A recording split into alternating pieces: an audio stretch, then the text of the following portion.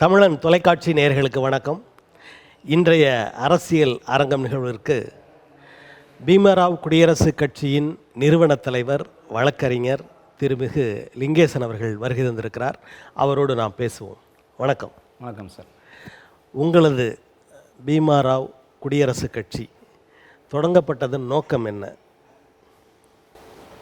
அதாவது பீமராவ் குடியரசுக் கட்சி என்பது புரட்சியாளர் பாபா சாஹிப் அவருடைய இயற்பெயர். நாங்கள் சிறு வயதிலேருந்தே மன்றங்களில் படிச்சிருக்கோம், ஈரோப்பள்ளியில் படிச்சிருக்கோம். அதன் பிறகு மன்றங்களாக நடத்தியிருக்கோம், நாங்கள் ஈரோப்பள்ளி நடத்தியிருக்கோம். அதன் பிறகு அரசியலே ஈடுபட்டு நாங்கள் சேக்கு தம்மரசன் அவர் கூட அவருடைய கட்சியில் கொள்கை பரப்பு செயலாளராக பயணம் பண்ணிகிட்டு இருந்தோம். அதன் பிறகு ராம்தாஸ் அத்வாலே இந்திய குடியரசுக் கட்சி, இப்போ அவர் மத்திய மந்திரியாக இருக்கார். அதில் பொதுச் செயலாளராக கொடுத்தாரு. அதன் பிறகு அவர் மத்திய மந்திரி ஆனதன் பிறகு நம்ம அவர் கூட பயணம் பண்ண விருப்பம் இல்லாதனால பாபா சாஹிப்புடைய ஒரிஜினல் இயற்பெயர் அவரது இந்த பெயரில் ஒரு கட்சி துவங்கி நம்ம எடுத்த உடனே கட்சி ஆரம்பிக்கல. எல்லாருக்கூடையும் தலைவர்கள்லாம் பயணம் பண்ணி சமுதாய அனுபவங்கள்லாம் நிறைய இருக்குது. சமுதாய மக்களுக்கு என்னென்னலாம் நம்ம பண்ணணுமோ, சமுதாய பிரச்சனை எங்கெல்லாம் ஏற்படுதோ அங்கெல்லாம் நம்ம பயணம் பண்ணிட்டு தான் இருக்கோம், போராட்டங்கள் பண்ணிகிட்டு இருக்கோம். சமுதாய மக்களுக்கு போராட்டம் மட்டும் இல்லாமல் எங்களால் இயன்றது அது அரசு மூலியமாகவோ எங்கள் மூலமாகவோ நாங்கள் மக்களுக்கு என்னென்ன நல்லது பண்ண வேண்டியமோ பண்ணிட்டு தான் இருக்கோம். அமைச்சர் அந்துவாலே கட்சியில் இருந்த நீங்கள் அவர் அமைச்சரானதுனால வெளியில் வந்தேன்றீங்க, அப்படியா? ஆமாங்க. என்ன காரணம் அது? என்ன காரணம்னா அதோட அமைச்சர் ஆகிட்டாரு, அவர் மூலமாக நம்ம நிறைய மக்களை சந்திக்கலாம், நிறைய பேருக்கு உதவி பண்ணலாம் அப்படின்ற ஒரு எண்ணம் தானே இருக்கணும். நிச்சயமா அவர் ஒரு சிறப்பான தலைவர், மிகப்பெரிய ஒரு போராளி, இந்தியா முழுவதுமே பேசப்படக்கூடிய ஒரு தலைவர். சரி, அதனால தான் நாங்கள் அவர் பின்னாடி போனோம்.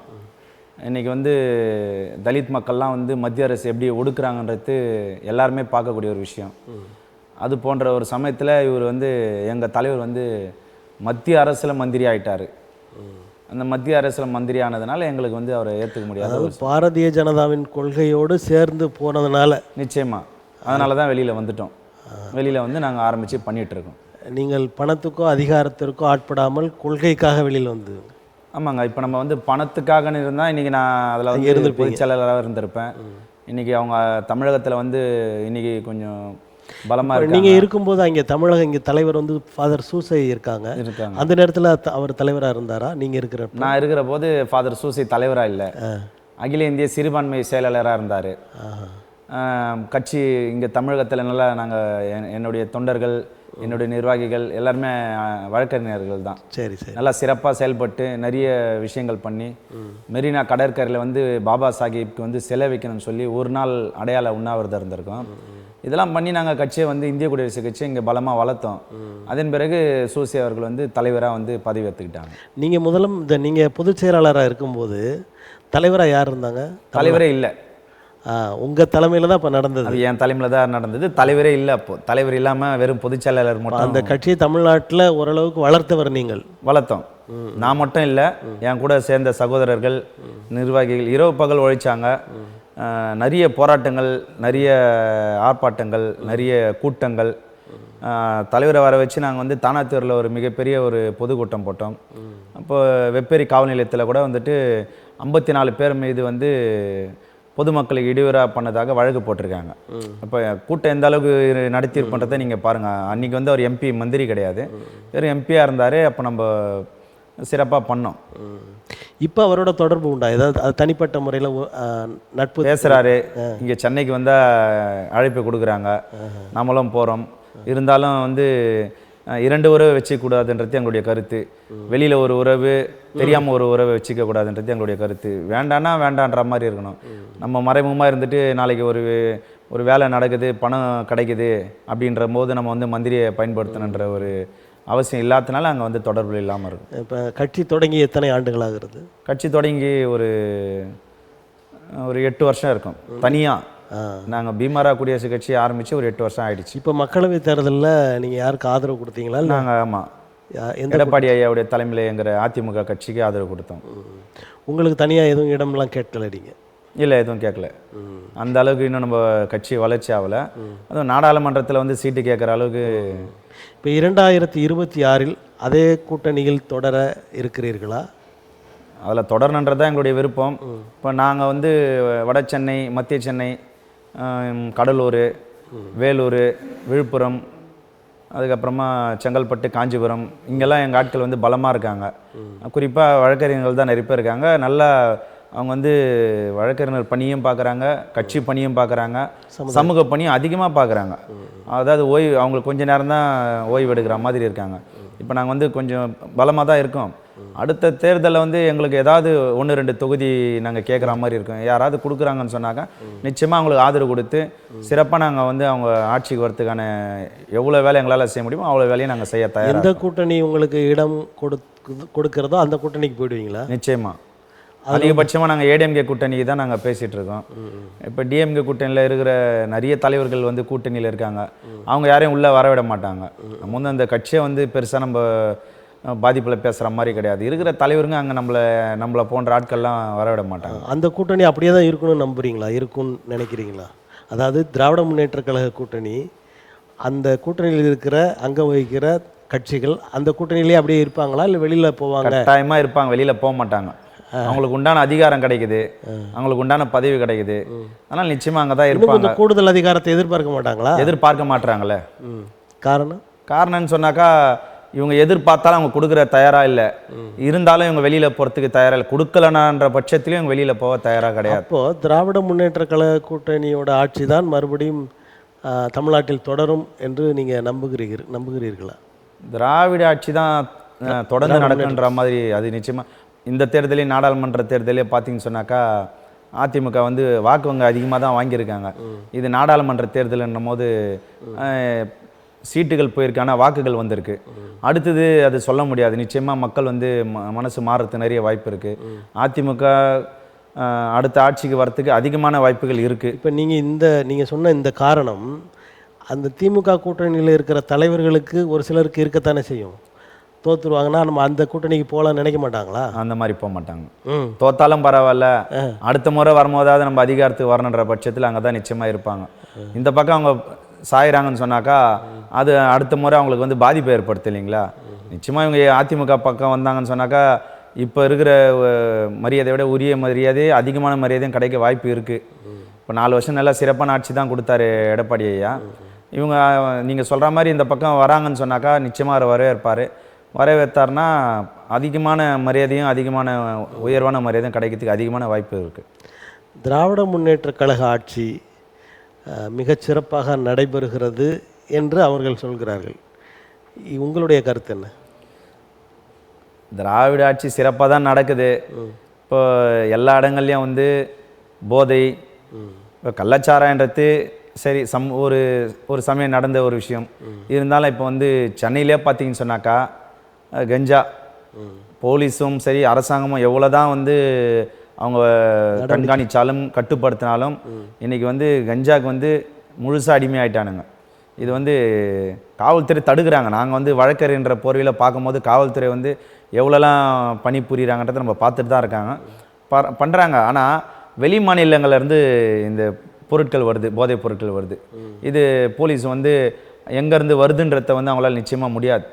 இப்போ முடியணுன்னாக்கா இப்போ ஒன்றுமே இல்லை. இன்றைக்கி வந்து 2 நாள் நம்ம வீட்டில் சாப்பாடு செய்யலைன்னா 3ஆவது நாள் வீட்டில் வந்து கேட்கும்போது சாப்பாடு செய்யலிங்களானமோ செய்யலைன்றாங்க. ஏன் செய்யலைன்னு கேட்கும்போது 2 நாள் செஞ்சு நீங்கள் சாப்பிடல, அந்த சாப்பாடு வீணாக போயிடுச்சு, அதை நான் காலை எடுத்து வெளியில் கொட்ட வேண்டிய சூழ்நிலை வந்தது. அந்த மாதிரி கொட்ட வேண்டிய சூழ்நிலை வரும்போது நான் எதுக்கு சமையல் செய்யணும்? அப்போது கஞ்சா அடிப்பவர்கள் இப்போ வந்து இப்போ என்ன பண்ணிட்டு இருக்காங்க காவல்துறைன்னு சொன்னாக்கா போதைக்கு அடிமையானவர்களை கண்டுபிடிச்சி மருத்துவமனைக்கு கூட்டு போயிட்டு அவங்களுக்கு வந்து ஆலோசனை கொடுத்து சிகிச்சை கொடுத்து இன்றைக்கி ஒரு மாற்றத்தை கொண்டு வராங்க. அப்போது அந்த கஞ்சா என்ற ஒரு போதைப் பொருளை வாங்க முடியாத ஒரு சூழ்நிலையை ஏற்படுத்திட்டா நிச்சயமாக அவங்க விளைவிக்க முடியாது. விளைவிச்சு அவங்க வந்து கீழே தான் கொட்ட வேண்டிய ஒரு சூழ்நிலை வரும். அப்போது இங்கே இருக்கிறவங்களை வந்து நம்ம வந்து திருத்தினாலே இது ஒரு அத்தியாவசியம். போதைனா என்ன, மக்களுக்கு இதனால் பாதிப்பு என்ன, அப்போ அந்த குடும்பம் இதனால் எப்படி சீரழியுது, நல்லா இருக்கான் அவன் திடீர்னு அந்த பழக்கத்துக்கு போனோன்னே 2 வருடத்தில் அவன் இறந்தே போயிடுறான். இப்போ இது வந்து எந்த அரசாங்கம் வந்தாலும் நம்ம வந்து இப்போ ஒரே போலீஸ் தான், காவல்துறை என்பது ஒருத்தர் தான். டக்குன்னு வந்து இருக்கிற 2000 போலீஸும் எடுத்துகிட்டு புதுசாக 2000 போலீஸ் போட போகிறது கிடையாது. அதே காவல்துறை தான் இருக்காங்க. அதிமுக ஆட்சிக்கு வந்தாலும் திமுக ஆட்சிக்கு வந்தாலும் அந்த காவல்துறை தான் இருக்காங்க. இப்போ அந்த பட்சத்தில் வந்து இதை மக்களுக்கு வந்து அவேர்னஸ் கொடுத்து இந்த போதையை ஒழிச்சா மட்டும்தான் இதெல்லாம் நம்மளால் கிளியர் பண்ண முடியும். ஆட்சி நடக்குது, நல்லாவும் நடக்குது, நல்லா நடக்காத மாதிரியும் இருக்குது. மக்கள்லாம் சிலர்லாம் வந்து இன்றைக்கி அதனால தான் நான் அதிமுக வாக்கு வங்கி அதிகப்படுத்தி கொடுத்துருக்காங்க. இப்போ அவங்க வந்து இந்த மகளிருக்கான உரிமை தொகை 1000 ரூபாய், அப்புறம் மகளிர் வந்து சென்று வர்றதுக்காக கட்டணம் இல்லாத அந்த பேருந்து பயணம், இதெல்லாம் உங்களுக்கு பெண்களோட வாக்குகளை அதிகப்படுத்தி இருக்கிறது திராவிட முன்னேற்ற கழகத்திற்கு. வாக்குகள் அதிகப்படுத்தி இருக்குன்னு அவங்க சொல்கிறாங்க சார். பஸ்ஸு ஃப்ரீயாக இல்லாத காலகட்டத்திலே, இலவசம் இல்லாத காலகட்டத்திலே இப்போ நீங்கள் பஸ் ஸ்டாண்டுன்னு ஒன்று கட்டியிருக்காங்க. அந்த ஸ்டாண்டை கட்டிட்டு அந்த படியை எதுக்கு ஹைட்டாக வச்சுருக்காங்கன்னாக்கா, அந்த படியில் இருந்து அந்த பேருந்து படியில் காலை வச்சு ஏறத்துக்கு தான் அந்த படி கட்டி வச்சுருக்காங்க இல்லைங்களா. ஆனால் பஸ் எங்கே நிப்பாட்டுறான்னு பாருங்கள். நம்ம போயிட்டே இருக்கோம், திடீர்னு பார்த்தாக்கா ஒரே போக்குவரத்து நெரிசலாக இருக்கும். என்னடான்னு பார்த்தாக்கா முன்னாடி ஒரு வண்டியே இருக்காது. அந்த பேர் இருந்து எவ்வளோலாம் நடு ரோட்டில் நிப்பாட்ட முடியுமோ அந்த வகையில் நடு ரோட்டில் நிப்பாட்டி இந்த இலவசமாக கொடுக்குற அந்த மக்கள் எவ்வளோ அந்த பிடி உஷா ரேஞ்சுக்கு ஓடி போயிட்டு தான் அந்த வண்டியில் ஏறுவாங்க. இலவசமாக நீங்கள் கொடுக்குறீங்க, அதை வந்து கண்காணிக்கணும்ல. இப்போ அந்த வண்டியை ஓட்டுற டிரைவரு அந்த நடத்துனர் பார்த்தீங்கன்னாக்கா பிளாட்ஃபார்மில் ஒட்டுற மாதிரி நிப்பாட்ட மாட்டாங்க, அது தள்ளி நடு ரோட்டில் நிப்பாட்டும். இதனால் நிறைய நெரிசல்லாம் ஏற்படுது. அந்த இலவசமாக கிடைக்கிற அந்த மக்கள் அந்த வண்டியில் பயணம் பண்ணுறதில்ல. ஒரு வண்டி நிப்பாட்டுறாங்க, ஒரு வண்டி வேகமாக போயிட்டே இருக்குது. அந்த ஒரு வண்டி கூட ஏன் நிப்பாட்டுறாங்கன்னா அந்த பணிமனையில் நிர்பந்தம் பண்ணுறாங்க எவ்வளோ டிக்கெட்டு போயிருக்குன்னு. அப்போ டிக்கெட்டு கம்மியாக இருக்குதுன்னு போது அந்த பணிமனைக்கு வந்து அந்த ஓட்டுநருக்கு நடத்துனருக்கு வந்து ஃபைன் போடுறாங்க. அதனால தான் அந்த மக்களை கூட கொஞ்சம் மக்களை நிறுத்தி ஏற்றுறாங்க. அதாவது திட்டம் சரிதான், ஆனால் அதை வந்து கண்காணிக்க வேண்டும்னு சொல்கிறேன். கண்காணிக்கணும், நடைமுறை கரெக்டாக நடைமுறைப்படுத்தணும். நாங்களே சாலையில் போகும்போது நம்ம பார்க்குறோம், வண்டியில் நிப்பாட்டி யாரும் ஏற்றுறது கிடையாது. அது நிறைய புகார் இருக்குது. இது வந்து அதிகாரிங்க அரசாங்கத்துக்கு எடுத்து போக மாட்டுறாங்க. அதிகாரிங்க வந்து அதை வந்து அவங்க சரி செய்யலாம், அவங்களே சரி செய்யலாம். இப்போ இந்த 1000 ரூபா கூட நீங்கள் பார்த்தீங்கன்னு சொன்னாக்கா இல்லாதப்பட்ட ஏழை மக்களுக்கெல்லாம் போய் சேரல. அது எந்தெந்த கட்சி அரசியல் ஆட்சியில் இருக்காங்களோ அவங்கவுங்க முக்கியமான உறவினர் குடும்பத்தார் முதல்ல இவங்களுக்கு தான் போடுவாங்க. இப்போ இந்த 6000 ரூபா கூட கொடுத்தாங்க, முதல்ல அந்த கட்சிக்காருடைய உறவினர் கட்சிக்காருடைய வேண்டப்பட்டவங்க அவங்களுக்கு தான் முதல்ல போகுது. அதுக்கப்புறமா இது என்ன சொல்கிறது, இல்லாத இது மீந்துடுச்சு இருக்கிறவங்களுக்கு கொடுக்கலான்ற போது தான் அது ஏழை மக்களுக்கு போய் சேருது. அது அவர்கள் கட்சியை பார்த்துட்டு தான் அதுக்கப்புறம் மற்ற நிச்சயமாக அது எந்த கட்சி ஆட்சிக்கு வந்தாலும் இதுதான் நடக்குது. இப்போ இது முதல்வரோ மந்திரிகளோ இல்லை, கீழே இருக்கிற இந்த நிர்வாகிங்க முதல் அதிகாரி யாருன்னு பார்த்து அவங்கள அவங்க கைக்குள்ளே வச்சுக்கின்னு நான் சொல்கிறவங்களுக்கு தான் நீங்கள் கொடுக்கணும் அப்படின்னும் போது, இப்போ தாசில்தார் படிச்சுட்டு வந்தவர், மாவட்ட ஆட்சியர் படிச்சுட்டு வந்தவங்க, இந்த கட்சி நிர்வாகிங்க படிச்சிருப்பாங்க படிக்காமல் இருப்பாங்க, ஆனால் அவங்க இவங்களை ஆட்டி வைப்பாங்க. நான் சொல்கிறவங்களுக்கு தான் நீங்கள் கொடுக்கணும், நாங்கள் சொல்கிற தேர்வில் தான் நீங்கள் கொடுக்கணுன்னுவாங்க. இதுவும் முறையாக மக்களுக்கு போய் ஒரே வகையில் தான் போகுது. அது வந்து பேங்க் மூலிமா போகுதுன்றதுனால அவங்களுக்கு போய் சேருது. ஆனால் முதல்ல போட்டதெல்லாம் இவங்க ஆய்வு பண்ணாங்கன்னா சரியான ஆளுக்கெல்லாம் போய் ஆட்களுக்கெல்லாம் போய் சேரல என்பது எங்களுடைய கருத்து. தமிழ்நாட்டிற்கு ஒன்றிய அரசு நிதி ஒதுக்கீடு சரியாக பண்ணலை, நிதியே கொடுக்கல அப்படின்ற ஒரு குற்றச்சாட்டு இருக்குது. அதை எதிர்த்து பல இடங்களில் இப்போ போராட்டம்லாம் நடத்துகிறாங்க, அரசே நடத்துகிறாங்க. இதை எப்படி பார்க்குறீங்க நீங்கள்? இப்போ நாங்களாம் அதுக்கு போராட்டத்துக்கு தயாராகிட்டு இருக்கோம். இப்போ மத்திய அரசு வந்து அவங்க எங்கெங்கெல்லாம் ஆள்றாங்களோ அந்த மாநிலத்துக்கு மட்டும் சிறப்பான சலுகைகள் தராங்க, நிதி ஒதுக்குறாங்க. இது அதாவது இது மத்திய அரசு எங்கெல்லாம் ஆட்சி ஆளலையோ, தமிழக அரசு, மேற்கு வங்காளம், கேரளா இது போன்ற மாநிலத்துக்கெல்லாம் நிதி ஒதுக்கலை. ஆனால் இங்கேருந்து தான் இந்த வரிகள் மூலயமா நிறைய நிதி வந்து மத்திய அரசு போயிட்டுருக்கு. இப்போ மத்திய அரசு இங்கேருந்து வாங்கிறது மட்டும்தான் அவங்க குறியாக இருக்காங்க, ஆனால் கொடுக்கறதுக்கு எந்த ஒரு இதுவும் கிடையாது. அந்த வகையில் வந்து அது ரொம்ப நம்ம வந்து கண்டிக்கக்கூடிய ஒரு விஷயம். இதனால் வந்து பீமாரா குடியரசு கட்சி மிக விரைவில் இதுக்கான ஒரு ஆர்ப்பாட்டத்தை நாங்கள் நடத்த திட்டமிட்டிருக்கோம். நிச்சயமாக அதை நடத்துவோம், ஒன்றிய அரசை கண்டித்து. இப்போ ஒன்றிய அரசை கண்டித்து நீங்கள் ஆர்ப்பாட்டங்கள் அல்லது ஒவ்வொரு செயல்பாடும் செய்கிறீங்க, அது உங்களுக்கு பாதகமான விளைவுகளை ஏற்படுத்தாதா? நிச்சயமாக ஏற்படுத்தும் சார். இப்போ நாங்கள் வந்து இப்போ நாங்கள் பண்ணிகிட்டே இருக்கும் போது முதல்ல வந்து என்னுடைய ஃபேஸ்புக் அந்த முகநூலை வந்து பேன் பண்ணுறாங்க. நாங்கள் அதை மக்கள்கிட்ட ரீச் பண்ணுறன்றதுனால. அப்போ அடுத்தது நாங்கள் ஒரு விஷயம் போகும்போது எங்கெல்லாம் மத்திய அரசு வேண்டப்பட்டவங்க இருக்காங்களோ அங்கெல்லாம் வந்து நாங்கள் போகிற விஷயத்த வந்து தடுக்கிறாங்க, பண்ணக்கூடாதுன்ற பட்சத்தில். இப்போ இங்கே பார்த்தீங்கன்னாக்கா இங்கேயே கூட நாங்கள் பர்மிஷன் கேட்க போகும்போது அதுக்கே கூட இழுத்து அடிப்பாங்க. அடுத்த வாரம் பண்ணுங்க, அதுக்கு அடுத்த வாரம். மத்திய அரசு பண்ணும்போது கூட இவங்க இழுத்து அடிப்பாங்க. இங்கே தமிழக அரசில் இருக்கிற உங்களுக்கு ரெண்டு பக்கமும் இடி. அவங்க ஒன்றிய அரசும் உங்களுக்கு சாதகமாக இல்லை, இங்கேயும் சாதகம் கிடையாது. ஏன்னா இந்த தேர்தலை நாங்கள் வந்து அதிமுக அரசுக்கு வந்து நாங்கள் ஆதரவு கொடுத்தோம் இல்லைங்களா, அதனால் அது எங்களுக்கு வந்து நீங்கள் சொன்ன மாதிரி எங்களுக்கு இங்கே இரண்டு பக்கமும் எங்களுக்கு வந்து பாதிப்பு ஏற்படும். இப்போ ஆந்திராவுக்கும் பீகாருக்கும் நிதி ஒதுக்கீடு அதிகமாக கொடுத்துருக்காங்க. ஆமாங்க, அவங்க தான் ஆட்சி செய்கிறாங்க. ஆந்திராவும் பீகாரும் தான் ஆட்சி செய்கிறாங்க. இப்போ ஒரு பிரதமர் வந்து சும்மா ஒரு பொம்மை மாதிரி தானே. இப்போ இவங்க ரெண்டு பேரும் வந்து எப்போ வந்து கால் இழுத்து விடுவாங்கன்னு தெரியாது இல்லைங்களா. அதனால் இந்த ரெண்டு மாநிலத்துக்கும் வந்து கேட்காமையே கொடுக்குறாங்க. அந்தஸ்தும் சரி நிதியும் சரி பீகாரும் ஆந்திராவும் கேட்காமையே கொடுக்குறாரு பிரதமர். இந்த ஒரு விஷயத்தில் வந்து அவங்க நம்ம மக்கள் தானே, ஆந்திரா மக்கள் நம்ம மக்கள் தான். சரி, அங்கே நமக்கு தான் கொடுக்கலன்ற பட்சத்தில் அங்கேயாவது கொடுக்குறாங்கன்னு நம்ம சந்தோஷப்பட்டுக்கலாம். அதில் ஒரு சிறப்பு என்னென்னா கேட்காமையே கொடுக்குறாங்க.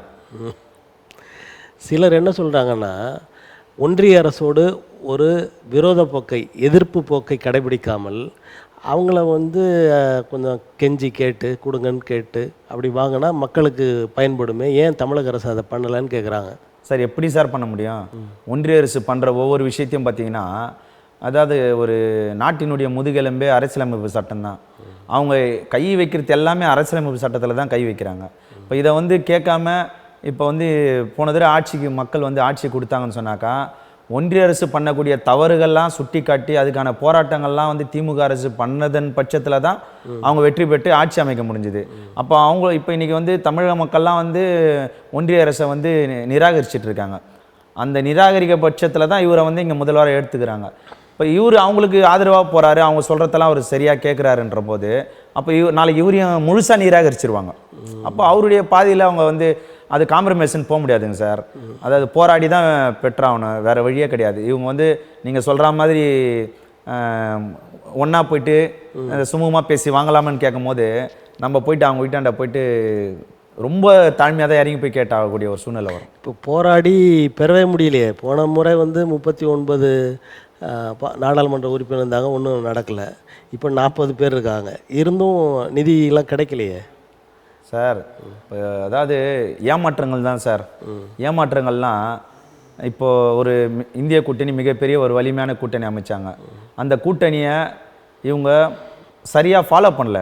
இவங்க சரியாக ஃபாலோ பண்ணியிருந்து, அதாவது என்னன்னா இப்போ அதை சரியாக கொண்டு போயிருந்தா அவங்க ஆட்சிக்கு வந்திருப்பாங்க. ஆட்சிக்கு வந்திருப்பாங்க, ஆட்சிக்கு வர வேண்டிய சூழ்நிலை தானே.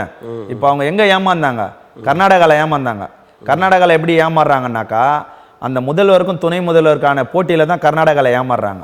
இவங்க அந்த இடத்துல அவங்க சரியாக இருந்திருந்தாங்கன்னா சார், ஆட்சி நடக்கிற ஒரு மாநிலத்தில் எப்படி சார் நாடாளுமன்றத்தில் அவங்க வெற்றி பெற முடியும்? கொஞ்சம் சிந்திச்சு பாருங்க. இப்போ மக்கள் வந்து அவங்கள நிராகரிக்கிறதுக்காக தான் உங்களை ஆட்சி கொடுத்துருக்காங்க. அப்போ அந்த மாநிலத்தை திருப்பி நீங்கள் வந்து நாடாளுமன்ற தேர்தலை தோக்க வேண்டிய அவசியம் என்ன இருக்குது? உங்களுடைய போட்டா போட்டி, உங்களுடைய அந்த கௌரவம் தான், கோஷ்டி பூசலை தான் நீங்கள் ஆட்சியை விட்டீங்க. அந்த 20 அந்த இடத்துல கர்நாடகாவில் ஜெயிச்சது பட்சத்தில் தான் இப்போ இவங்க வந்து பலமாக உட்காடுறாங்க. இல்லைன்னு சொன்னாக்கா ரொம்ப இப்போ பீகாரும் சரி ஆந்திராவும் சரி இந்த ரெண்டு முதல்வருமே வந்து இந்திய கூட்டணிக்கு வரத்துக்கு அப்பயே தயாராக இருந்த மாதிரி தான் இருந்தாங்க. வந்தாலும் இந்த கூட்டணி என்னைக்கு ஒன்றாலும் உடஞ்சிரும், நமக்கு பெரிய பாதிப்பு வரும், அவங்கள நம்ம ஒன்றிய அரசை பகைச்சிட்டோம்னு சொன்னாக்கா இதெல்லாமே வச்சுட்டு இருக்காங்க இல்லையா. தொடக்கத்தில் இருந்த நிதிஷ்குமார் திடீர்னு விலகி போயிட்டார் இடையில. ஆமாங்க சார், எல்லாமே இருக்குது. ஐடி சொல்கிறாங்களே, எதெல்லாம் ஏவணுமோ எல்லாமே அவங்க கையில் வச்சுட்டு இருக்காங்க. தேர்தல் ஆணையத்தை வச்சுட்டு இருக்காங்க, ஈடி வச்சுட்டு இருக்காங்க, எல்லாமே வச்சுட்டு இருக்காங்க. ஒரு விஷயம் தவறு பண்ணாத மனுஷனே கிடையாது. ஏதாவது ஒரு காலத்தில் ஒரு தவறு பண்ணியிருப்பாங்க, அந்த தவறை சுட்டி காட்டுறாங்க. இந்த தவறு நீங்கள் பண்ணியிருக்கீங்க, இது வெளியில் வராமல் பார்த்துக்கங்க, வெளியில் வரணுமா என்ற போது கண்டிப்பாக இவங்க என்ன பண்ணுவாங்க, பயத்தில் போயிட்டாங்க. கொஞ்சம் யோசித்து பாருங்கள், எவ்வளோ வேகமாக போகிறாரு பாருங்கள். இந்த இந்திய கூட்டணி உருவாக்குனவரே நிதிஷ்குமார் தான். அவரே அவ்வளோ வேகமாக அங்கே போகிறாருன்னா அவர் ஏதோ தவறு பண்ணியிருக்காரு, பயத்தில் தான் அங்கே ஓடுறாரு. இது தவிர இப்போ நீங்கள் கர்நாடகத்தில் நிறைய உறுப்பினர்கள் வந்தாங்கன்னு சொல்கிறீங்க. அதே போலவே ஒரிசாலையும் அவங்களுக்கு உறுப்பினர்கள் கிடைச்சாங்க பாரதிய ஜனதாவுக்கு. அதற்கு காரணம் வந்து இவங்களோட பிரச்சாரம், அதாவது தமிழன் ஆளலாமா ஒரிசாவை அப்படின்ற ஒரு அமித்ஷாவின் குரல். அப்புறம் தமிழரோட அங்கே உள்ள அந்த பொக்கிஷ சாவி தமிழ்நாட்டில் இருக்கிறது என்று நரேந்திர தாமோதர் தாஸ் சொன்னது. இந்த பிரச்சாரங்கள் இந்த பிரச்சாரங்கள்லாம் அங்கே மாற்றத்தை ஏற்படுத்தியது என்று நினைக்கிறீர்களா? பிரச்சாரம் மாற்றத்தை ஏற்படுத்தவே இல்லை சார், நிச்சயமாக ஏற்படுத்தவே இல்லை. சரி. அதாவது இவங்களுடைய கணிப்பு, அவங்க வந்து உத்தரப்பிரதேசத்தில் பலமாக இருக்காங்க, மத்திய அரசு ஒன்றிய அரசு பலமாக இருக்காங்க. எங்கெல்லாம் அவங்க பலமாக இருக்காங்களோ அந்த பலத்தை மட்டும் இவங்க பலவீனமாக்கணும்னு பார்த்தாங்க. இவங்களுக்கு எங்கே பலவீனமாக இருக்கோ அதை சரி பண்ணலை இவங்க. இப்போ நீங்கள் சொல்ல மாதிரி ஒடிசா, கர்நாடகாலாம் பலவீனமாக இருக்குது. இவங்க இதை சரி பண்ணலை. இவங்க அவங்களுடைய பலவீனத்தை அழிக்கிறதுக்கு மட்டும்தான் இவங்க தயாராக இருந்தாங்க. இப்போ இவங்கெல்லாம் இப்போ நீங்கள் ஊபியில் பார்த்தீங்கன்னா பலமாக இருந்தாங்க, அந்த பலத்தை வந்து குறைச்சிட்டாங்க. ஆனால் நீங்கள் பலமாக இருக்கிற வேண்டிய இடத்த நீங்கள் விட்டுட்டீங்க, பலவீனமாக இருக்கிற இடத்த சரி பண்ணாமல் விட்டது தான். அதெல்லாம் அது அவங்களுடைய என்ன சொல்லி சார் அவங்க ஓட்டு கேட்க முடியும்? மக்களுக்கு என்ன நல்லது பண்ணியிருக்குன்னு சொல்லி ஓட்டு கேட்க முடியும்? இப்போ அவங்களுடைய பாஜகனுடைய நிர்வாகிகளே வந்து அவங்களுக்கே நடந்த நல்லதை சொல்ல முடியாதுல்ல. மத்திய அரசு வந்து எங்களுக்கே இந்த நல்லது பண்ணியிருக்குன்றத சொல்ல முடியாது இல்லைங்களா? 10 ஆண்டு காலம் ஆட்சி செய்த பாரதிய ஜனதா இந்த 5 ஆண்டுகளில் மாறுமா அல்லது பழைய மாதிரியே இருப்பாங்கன்னு நினைக்கிறீங்களா? கண்டிப்பாக கிடையவே கிடையாது சார். அதிகமான பாதிப்புகள் தான் சார் இனிமேல் வரும். மக்களுக்கு நன்மை கிடைக்காது, நன்மையே கிடைக்காது. உண்மையாலுமே யாரெல்லாம் ஓட்டு போட்டாங்களோ, யாரெல்லாம் மத்திய அரசு வரணும்னு நினைச்சாங்களோ, நாளைக்கு அவங்களே ரொம்ப வருத்தப்படுவாங்க, ஏன்டா இந்த தவறு நம்ம செஞ்சோன்னு சொல்லிட்டு. ஏன்னா இன்னைக்கு அத்தியாவசியம். இப்போ வெங்காயம், தக்காளி இதெல்லாம் வந்து நம்ம மாநிலத்தில் கிடைக்குதுன்னு சொன்னாக்கா எந்த வண்டியில் வேணாலும் அனுப்பிச்சிருவாங்க. வெளி மாநிலம் கிடைக்க வேண்டிய இயற்கையான பொருளெல்லாம் நமக்கு எப்படி கிடைக்கும்? லாரி மூலியமாக தான் கிடைக்கும். இந்த லாரிக்கு டீசல் வேணும். இந்த டீசல் விலை உயர்ந்துச்சுனாக்கா அவன் எடுத்துகிட்டு வந்து இங்கே போடும் போது அவன் லாரி ஓனருக்கோ இல்லை ஓட்டுநருக்கோ அவங்களுக்கான தேவையான பணம் கிடைச்சா மட்டும்தான் அந்த வேலையை அவங்க செய்வாங்க. இப்போ ஒரு 2 நாள் பயணம் பண்ணி இங்கே லாரியில் வராங்கன்னு வச்சுங்க, அவங்களுக்கு அந்த டிரைவருக்கு ஒரு 2000 ரூபாவது கொடுத்தா தான். இப்போ லாபமே வராமல் ஓனர் எப்படி அவருக்கு 2000 எடுத்து கொடுக்க முடியும்? எல்லாமே டீசல்லே போயிடுது. 10வது வரைக்கும் டோல்கேட்டு, இன்னைக்கு 2 கிலோமீட்டருக்கு ஒரு டோல்கேட்டு, 5 கிலோமீட்டர் ஒரு டோல்கேட்டு, 10 கிலோமீட்டர் ஒரு டோல்கேட்டு. இதில் இன்னொரு விஷயம்னாக்கா காலாவதியானவங்களாம் டோல்கேட்டு நடத்திட்டு இருக்காங்க. இது வந்து புகார் கொடுக்கணுமா? இந்த காலாவதியான டோல்கேட் நடத்துகிறாங்கன்றத நம்ம போய் புகார் கொடுக்கணுமா? காலாவதி ஆயிடுச்சுன்றத வந்து இவங்களே தெரிஞ்சுக்கணும், தெரிஞ்சு அதுக்கான நடவடிக்கை எடுக்கணும். அது போலாம் போயிட்டு இருக்கும்போது டோல்கேட்டுக்கு பணம் கட்டணும், டீசலுக்கு பணம் கட்டணும், அது இல்லாத அதிகாரிங்களுக்கு கப்பம் கட்டணும். இவ்வளோ விஷயம் தாண்டி எப்படி சார் வந்து மத்திய அரசு நல்லது பண்ணுறதுன்றதை நம்ம சார் எப்படி சார் ஏற்றுக்க முடியும்? உலகத்தில் நாங்கள் வளர்ந்து வருகிறோம்.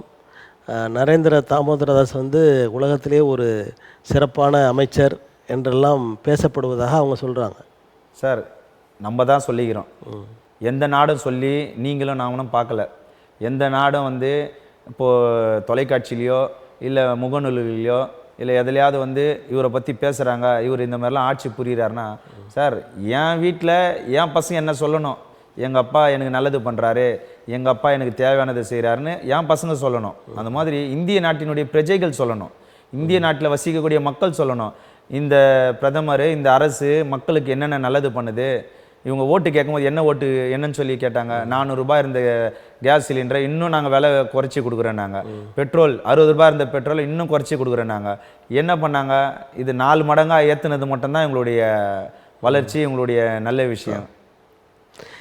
இந்த நேரத்தில் அடுத்த அதாவது 26ல் நடிகர் விஜய் அவர்கள் நிறைய உறுப்பினர்களை சேர்க்கப்பட்டிருப்பதாக சொல்லப்படுகிற அந்த கட்சி தேர்தலுக்கு வந்தால் அவர்கள் எந்த நிலையில் இருப்பார்கள் என்று நினைக்கிறீர்கள்? சார் இப்போ பரவலாக பார்க்குறோம், எல்லா இடங்கள்லையும் வந்து அவர் விஜயுடைய கட்சிக்காரங்க நிறைய பேர் உறுப்பினர் சேர்ந்துட்டு தான் இருக்காங்க. இதில் ஒரு நம்ம முக்கியமாக பார்க்கக்கூடிய விஷயம் என்னன்னாக்கா, எல்லா நடிகருமே சினிமா துறையில் இருந்துட்டு அரசியல் துறைக்கு வந்திருக்காங்க. அரசியலில் வரும்போதெல்லாம் பார்த்தீங்கன்னு சொன்னாக்கா, அந்த சினிமா துறையில் அவங்க முடியாத பட்சத்தில், வருமானம் ஈட்ட முடியாத பட்சம், அவங்களால அங்கே உழைக்க முடியாத பட்சம், அந்த நேரங்களில் தான் அரசியலில் வராங்க. விஜய் வந்து ஒரு புகழ்பெற்ற நடிகராக தானே இருக்கிறார். அது மட்டும் இல்லை சார், நல்ல பீக்கில் இருக்கார் இப்போ. ஆமாம், இந்த நேரத்தில் இந்த மாதிரி சூழ்நிலை எந்த ஒரு அரசியலுக்கு வந்தது கிடையாது. இவர் வந்திருக்காரு, நீங்கள் பாராட்டுறீங்க அவரை. ஆமாம், நிச்சயமாக பாராட்டுறோம். இதை விட இன்னொரு விஷயம்னாக்கா, சினிமாவில் வந்து நிறைய சம்பாரிச்சிருக்காரு. அரசியலுக்கு வந்துட்டா சினிமா தூக்கி போட்டுட்டாரு வச்சுங்க. இன்னும் முடிஞ்ச அளவுக்கு அவர் அதாவது மக்களுக்கு சார், மக்களை சந்திக்கணும் சார். அது எந்த தலைவராக இருந்தாலும் சரி, எந்த நிர்வாகியாக இருந்தாலும் சரி, மக்களை போய் சந்திக்கணும். ஒவ்வொரு கிராமமாக போகணும், ஒவ்வொரு ஊராக போகணும், ஒவ்வொரு தெருவாக போகணும். அவர் மட்டும் போக முடியாது, அவருடைய நிர்வாகிகள், அவங்கெல்லாம் போயிட்டு மக்களுடைய குறைகள் சார், இன்றைக்கும் வந்து மக்கள் குறையோட தான் சார் வாழ்ந்துட்டு இருக்காங்க. அந்த குறைகள்லாம் வந்து எப்படி இவங்க முன்னாடியே சார் தேர்தல் வரத்துக்கு முன்னாடியே இந்த மக்களுடைய குறையெல்லாம் தீர்த்துட்டாருன்னா, நாளைக்கு தேர்தல் நேரத்தில் போயிட்டு வாக்கு கேட்கும் போது, இப்போ இந்த இடத்துல தண்ணியே வராமல் இருந்தது, சாலையே இல்லாமல் இருந்தது, நீங்கள் தான் இதை வந்து பண்ணி கொடுத்தீங்க, நீங்கள் வாக்கு கேட்டு இங்கே எதுக்கு வந்து நேரத்தை வீணடிக்கிறீங்க, எங்கே உங்களுக்கு வாக்கு வராதோ நீங்கள் அங்கே போய் வாக்கு கேட்க போங்க, இங்கே நிச்சயமாக உங்களுக்கு தான் நாங்கள் வாக்கு அளிப்போன்ற ஒரு சூழ்நிலை. இவர் இப்போவே வந்து விஜய் வந்து யார் கூட கூட்டணி அமைக்கலான்றதுல தானே அவர் குறியாக இருக்காரு. இப்போ மக்கள்லாம் சேர்க்குறாரு, இப்போ பெரிய மாநாடு ரெடி பண்ணிட்டு இருக்காரு. கூட்டணின்ற இது இல்லாமல் இருந்தார்னா, சார் கூட்டணி இல்லாத ஒரு தலைவராக வந்துட்டார்னா நிச்சயமாக ஒரு மாற்றத்தை அவரால் கண்டிப்பாக கொடுக்க முடியும். ஏன்னா பீக்கில் தான் வந்தார். இப்போ விஜயகாந்த்லாம் கூட வந்தாருனாக்கா அவருக்கான அந்த இது முடிஞ்சிடுச்சு. இப்போது சினிமா துறையில் அவர் பிரபலமாக இல்லாத காலகட்டங்களில் வந்தார். இப்போ இவர் பிரபலமாக இருக்கார். இன்னொரு 4-5 மாநிலங்களையும் இன்னும் பிரபலமாக தான் இருந்துட்டு இருக்காரு. இப்போ இவர் வரது நல்லா வரவேற்கக்கூடிய விஷயம்தான். வேலையை பண்ணோம், மக்கள் பணியை பண்ணாக்கா வெற்றி பெறத்துக்கு வாய்ப்பு இருக்குது. விஜய் அவர்கள் ஒருவேளை அந்த கட்சியினர் தமிழக வெற்றி கழகம் உங்களை 2026 தேர்தலில் அவர்கள் கூட்டணிக்கு அழைத்தால் செல்வீர்களா? கூட்டணிக்கு அழைத்தா செல்வீர்கள்னா, நாங்கள் வந்து இன்னும் நிறைய வேலைகள் செய்ய வேண்டியது இருக்குது சார். இப்போ நாங்கள் வந்து ஒரு சமுதாய கட்சி நடத்திட்டு இருக்கோம். இப்போ பரவலாக உங்களுக்கே தெரியும் இந்த சமுதாயத்தை சார்ந்தவங்களை என்னெல்லாம் பண்ணிட்டு இருக்காங்கன்னு சொல்லிட்டு. நாங்கள் முதல்ல இந்த ஒடுக்குமுறையிலேருந்து நாங்கள் வெளியில் வரணும். எங்களை நாங்கள் வளர்த்துக்கணும். எங்களை நாங்கள் வளர்த்துட்டு எங்களுக்கான வளர்ச்சியை நாங்கள் காட்டணும். நீங்கள் வளரலை அப்படின்னு சொல்கிறத கேட்டு அவங்க கூப்பிடாம போயிடுவாங்கல்ல. ஒரு என்ன எல்லா கட்சிகளுமே இப்போ 1 லட்சம் 2 லட்சம் பேர் வச்சுருந்தாங்கன்னா 10 லட்சம்னு சொல்கிறாங்க. 1 கோடி வச்சுருக்கிறவங்க 1.5 கோடி உறுப்பினர் இருக்குன்னு சொல்கிறாங்க. நீங்கள் என்னடான்னா நாங்கள் வளரலைன்னு சொல்லிட்டு இருக்கீங்களே சார். கட்சி வளரலன்னு சொல்ல, எங்கள் மக்கள் வளரலன்னு சொல்கிறோம். எங்கள் மக்கள் வளரல. எங்கள் மக்கள் இன்னைக்கும் தண்ணி கிடைக்காம இப்போ ஒரு வலிமையான கட்சிகளோடு இணைந்து செயல்பட்டால் உங்கள் மக்களுக்கு நீங்கள் உதவி பண்ணலாம் தானே? அது கிடைக்கவே கிடைக்காது சார். எவ்வளோ பெரிய வலிமையான கட்சி கூட போனாலும் எங்களுக்குன்னு ஒரு இடம் இருக்கும் சார். அந்த இடத்த தாண்டி எங்களை உட்கார வைக்க மாட்டாங்க. எங்களுக்குன்னு அதெல்லாம் ஒரு காலத்தில் இல்லை சார், மாறி இப்போ அதிகமாக இருக்குது சார். இப்போ அதிகமாக இருக்குது, வெளியில் தெரிய மாட்டேங்குது. அதாவது நீங்கள் சொல்கிற மாதிரி மக்கள் மாறிட்டாங்க, தலைவருங்க மாறல. ஓகேங்களா? அந்த சமுதாயத்திலையும் வளர்ந்தவங்க செல்வாக்கானவங்கள மட்டும்தான் கைப்பிடிப்பாங்க, தங்களை அரசியலுக்காக பயன்படுத்திக்கிறாங்க. நிச்சயமா அதை தாண்டி ஒரு ஏழ்மையானவங்களை போயிட்டு கைப்பிடிக்க மாட்டாங்க சார். ஒரு தலைப்புச் செய்தி போடுறாங்க, ஒரு தலித் வீட்டில் உணவு அருந்தினார். இது என்ன சார்? இது என்ன சாதனையா? இது என்ன சார்? தலித் வீட்டில் உணவு அருந்தினா சாதனையா?